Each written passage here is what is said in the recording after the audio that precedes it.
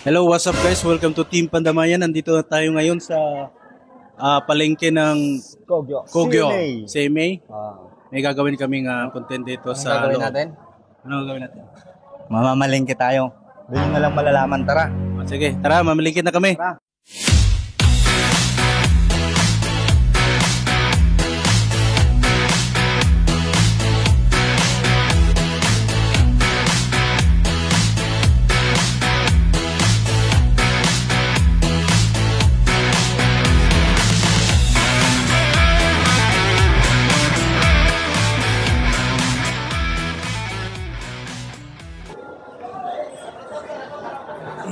Ano pa pa ng dilis eh. Dilis. Yun. Alam, boss? Kaya magkano sa dilis? Ganito ang port, boss. 100 kalahati. 100 kalahati? Opo. 3 kilo? 3? Oo. Pero puro lalaki ha? Ay, yun, boss. Ha? Hindi ko alam kung anong lalaki babae dito eh. Di, Babae ba dyan? Hindi ko nga rin alam, boss eh. allergy kasi kami sa dilis na babae. Pinakati kami. Kasi nung nakaraan kasi, pinantal kami, nagpa-check up kami, sabi allergy daw kami sa dilis na babae. Hindi ko alam, boss. Hindi ko alam kung lalaki babae dyan eh. 3 kilo sana boss bibiling ko, pero talagang lalaki yung gusto namin. Ha?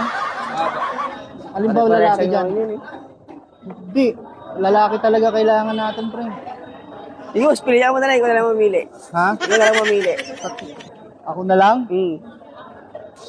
Pag nakapili ako, boss, pahiwa na rin sa 4 yung isang piraso. Patay tayo dyan, boss. Tapos patanggal na rin ang hasang. Kinabukasan kaya abutin dyan.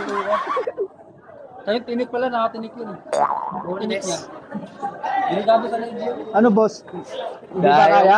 Mahirap tayo dyan. Alin ba lalaki dyan? Alam ko may lalaki dyan eh. Hindi kaya, boss? Pag may eyebag yata, lalaki yan. Kuyat. Ayan.